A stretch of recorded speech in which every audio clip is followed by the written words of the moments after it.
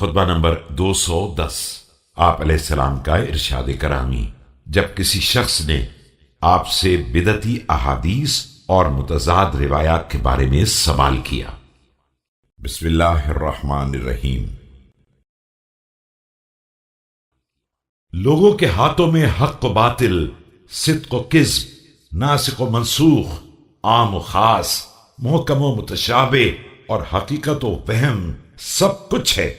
और किज़्ब व इफ्तिरा का सिलसिला रसूल अकरम सल्लल्लाहु अलैहि वसल्लम की जिंदगी ही से शुरू हो गया था, जिसके बाद आप सल्लल्लाहु अलैहि वसल्लम ने मिंबर से ऐलान किया था कि जिस शख्स ने भी मेरी तरफ से गलत बात बयान की उसे अपनी जगह जहन्नुम में बना लेना चाहिए। याद रखो कि हदीस के बयान करने वाले 4 तरह के अफराद होते हैं, जिनकी 5वीं कोई किस्म नहीं है। Certainly what is current among the people is both right and wrong, true and false, repealing and repealed, general and particular, definite and indefinite, exact and surmised. Even during the Prophet's days false sayings had been attributed to him, so much so that he had to say during his sermon that whoever attributes falsehoods to me makes his abode in hell. Those who relate traditions are of 4 categories, no more. मुनाफिक।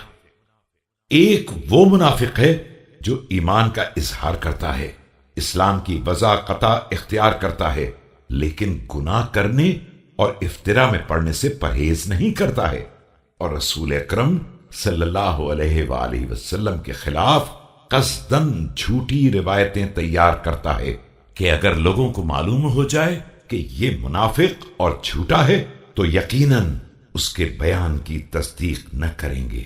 लेकिन मुश्किल ये है कि वो समझते हैं कि ये सहाबी है, इसने हुजूर को देखा है, उनके इरशाद को सुना है और उनसे हासिल किया है, और इस तरह उसके बयान को कबूल कर लेते हैं, जबकि खुद परवरदिगार भी मुनाफिकीन के बारे में खबर दे चुका है और उनके औसाफ का तस्करा कर चुका है, और ये रसूल अकरम सल्लल्लाहु अलैहि वसल्लम के बाद भी बाकी रह गए थे और गुमराही के पेशवाओं और जहन्नुम के दाइयों की तरफ उसी गलत बयानी और इफ्तिरा परदाजी से तकर्रुब हासिल करते थे।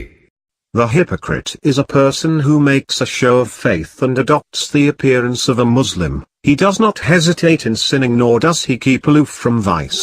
He willfully attributes false things against the Messenger of Allah. May Allah bless him and his descendants. If people knew that he was a hypocrite and a liar, they would not accept anything from him and would not confirm what he says.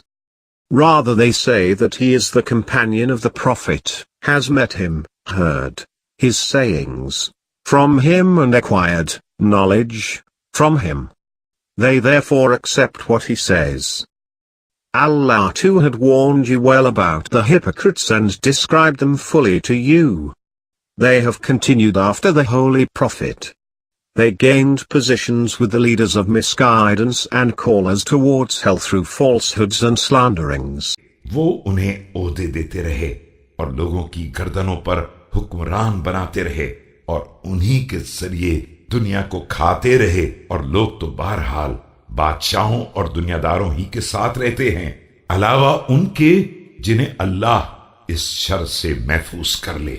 ये चारों में से एक किस्म है। So they put them in high posts and made them officers over the heads of the people, and amassed wealth through them. People are always with the rulers and after this world, except those to whom Allah affords protection. This is the first of the 4 categories. खताकार।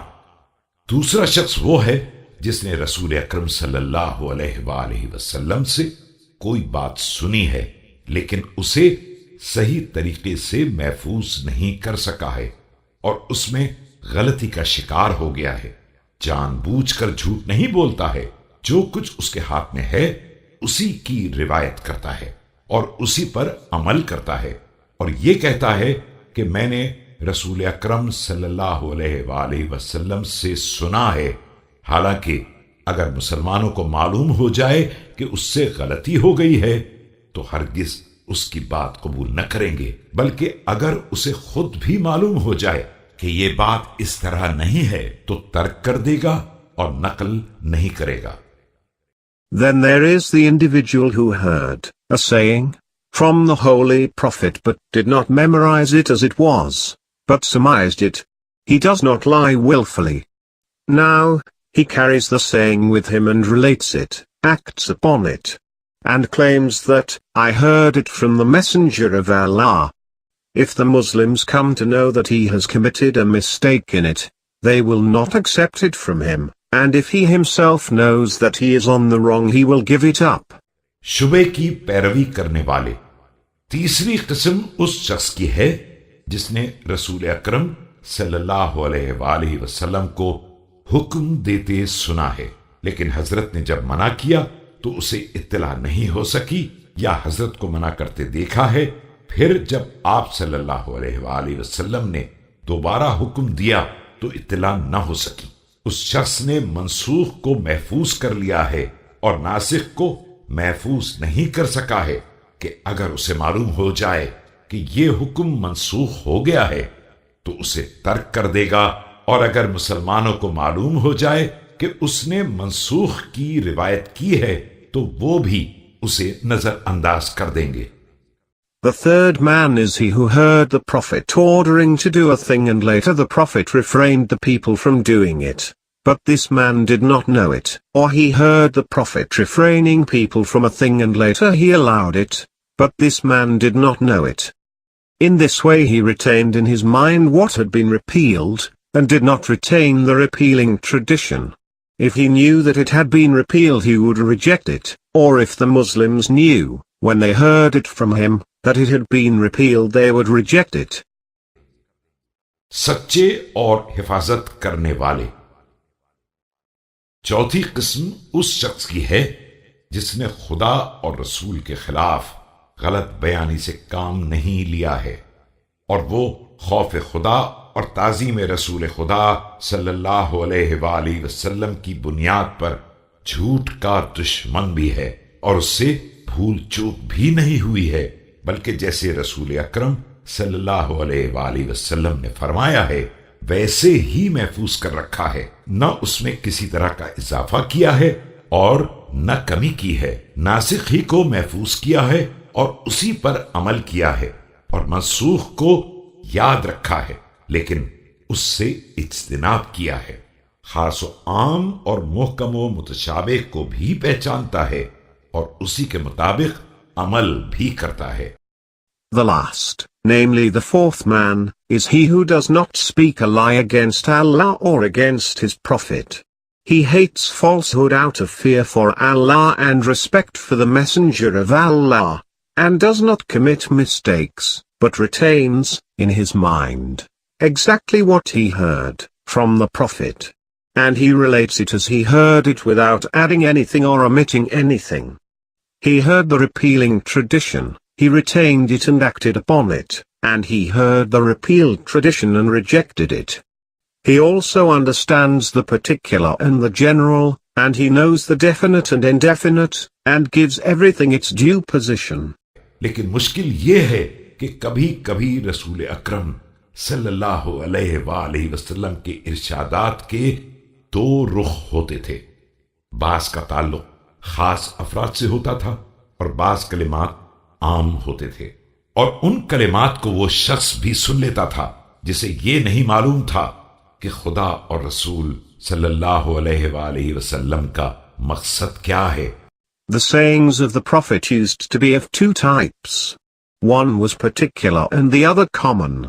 Sometimes a man would hear him but he would not know what Allah, the glorified, meant by it or what the Messenger of Allah meant by it. और उसे सुनकर उसकी एक तौजीह कर लेता था बगैर इस नुक्ते का इदराक किए हुए कि उस कलाम का मफहूम और मकसद क्या है और ये किस बुनियाद पर सादिर हुआ है। और तमाम असहाब रसूल अकरम सल्लल्लाहु अलैहि वसल्लम में ये हिम्मत भी नहीं थी कि आप सल्लल्लाहु अलैहि वसल्लम से सवाल कर सकें और बाकायदा तहकीक कर सकें, बल्कि इस बात का इंतजार किया करते थे कि कोई सहराई या परदेसी आकर आप सल्लल्लाहु अलैहि वसल्लम से सवाल करे तो वो भी सुन लें। ये सिर्फ मैं था कि मेरे सामने से कोई ऐसी बात नहीं गुजरती थी मगर ये कि मैं दरियाफ्त भी कर लेता था और महफूज भी कर लेता था। ये हैं लोगों के दरमियान इख्तिलाफात के असबाब और रिवायात में तजाद के अवामिल व मुहर्रिकात। In this way the listener carries it and memorizes it without knowing its meaning and its real intention, or what was its reason. Among the companions of the Messenger of Allah all were not in the habit of putting him questions and ask him the meanings. Indeed they always wished that some Bedouin or stranger might come and ask him, peace be upon him, so that they would also listen. Whenever any such thing came before me, I asked him about its meaning and preserved it. These are the reasons and grounds of differences among the people in their traditions.